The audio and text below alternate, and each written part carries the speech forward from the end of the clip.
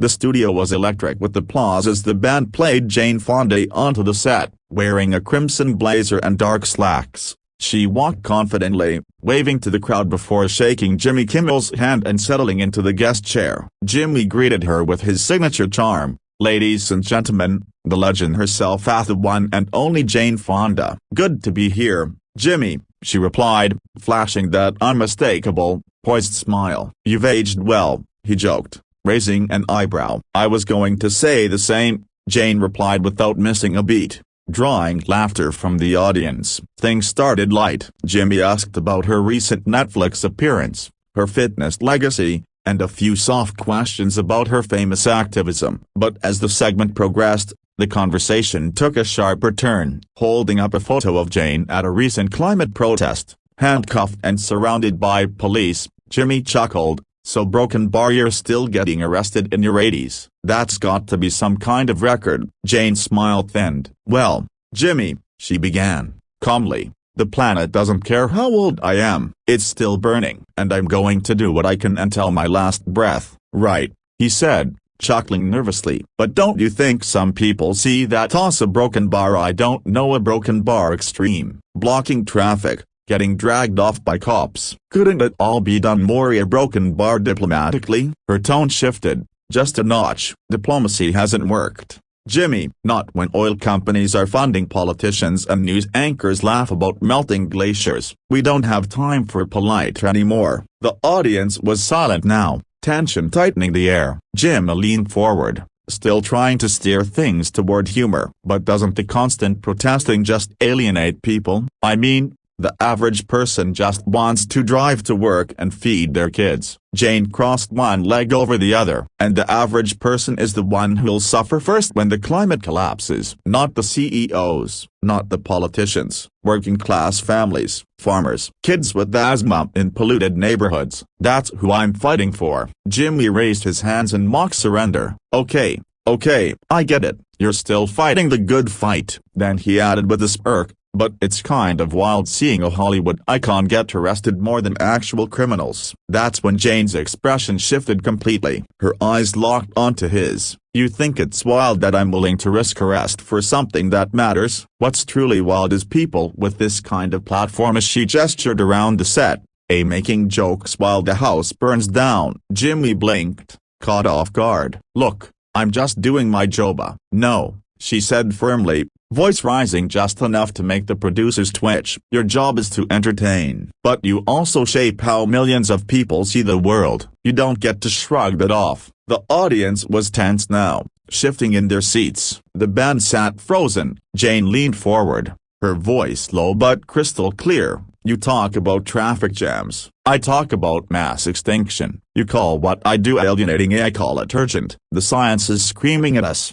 Jimmy. And the fact that someone like you wants to downplay it for a punchline, that's not just disappointing, it's dangerous." Jimmy sat back in his chair, his smile long gone. "I think we're getting a little off topic," he said, glancing toward the camera. "Are we?" Jane said, arms crossed now. "Or are you just uncomfortable because I'm not playing along with the script?" Jimmy said, trying to regain control. "We invited you here to talk about your film." "And I'll gladly talk about my film," she said, "but not while pretending that everything else can wait." That's the problem, Jimmy. Everyone wants to pretend, until it's their house that floods, until it's their child with lung disease, until it's too late. The room was silent. Even the usual teleprompter cue to laugh at the next zinger was ignored. Jane sat like stone, calm, composed, but unmistakably furious. Jimmy tried to chuckle again, but it didn't land. "Well, we've definitely had more broken bar relaxed interviews,"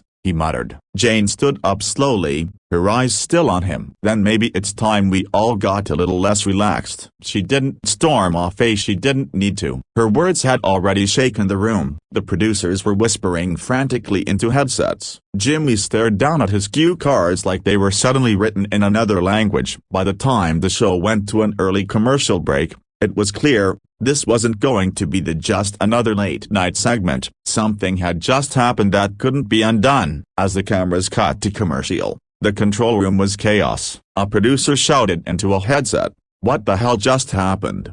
while the floor director whispered urgently to Jimmy, who sat silently at his desk, fiddling with his pen. The audience murmured, unsure whether they had witnessed an awkward moment or a cultural turning point. Jane Fonda stood off stage, unshaken, sipping from a water bottle someone had handed her. She wasn't pacing. She wasn't asking to come back. She had said what she came to say. Jimmy returned after the break with a strained grin. "Well," he said, forcing a chuckle, "we just had a passionate discussion with the incredible Jane Fonda." Shaz Broken Bar stepped out for the evening. The crowd laughed weakly. A few clapped. But the energy was off. Even the house band played with less conviction as Jimmy tried to pivot into his next segment, reading off the teleprompter like he was hoping the words would distract everyone from the tension still hanging in the room.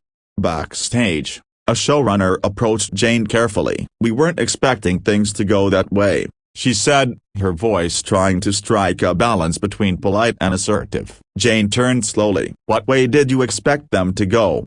she asked. "A few softball questions, a charming anecdote about my dog, then cut to a sponsored ad about SUVs." The producer looked cornered. Jane handed her the microphone pack. "Don't worry, I am done." The studio doors hadn't even finished closing behind her before social media ignited. Within minutes, hashtags like #JaneFondaUnfiltered and #Kimmel vs. Fonda were trending. Clips of the exchange were cut, captioned, and reposted at lightning speed. One video titled "Jane Fonda just took down Jimmy Kimmel on his own show" hit 1 million views in under an hour. Reactions poured in. Fans called her fearless, critics accused her of hijacking the show. Pundits on both sides of the political aisle began debating who had really crossed the line.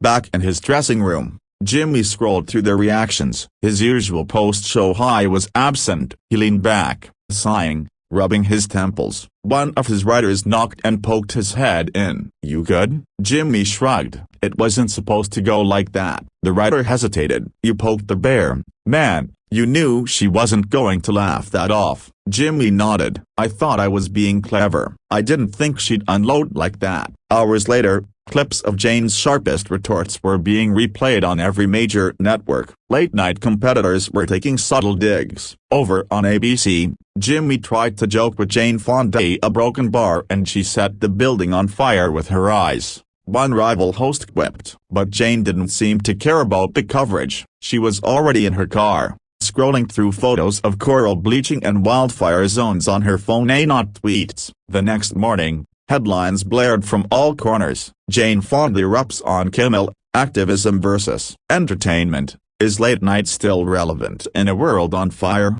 And Hollywood legend walks off set after on-air showdown. Think pieces came fast. Some praised her bravery. Others accused her of being combative and disrespectful. Jimmy released a carefully worded statement by noon, calling Jane a passionate advocate and saying they respectfully disagreed. It was Damage Control 101. Jane, however, posted a simple message on her social accounts. "If you're not uncomfortable, you're not paying attention." By that evening, the show's ratings had skyrocketed. Curiosity alone brought millions to replay the episode, but inside the network, there were real discussions about what had gone wrong. Some executives wanted more boundaries with guests. Others wondered if this might actually be the direction television needed: a more rawness, more confrontation, less gloss. Viewers weren't turning away. They were watching it again. Jane, for her part, wasn't looking back. That night, she attended a climate summit with young activists half her age. She spoke with fire,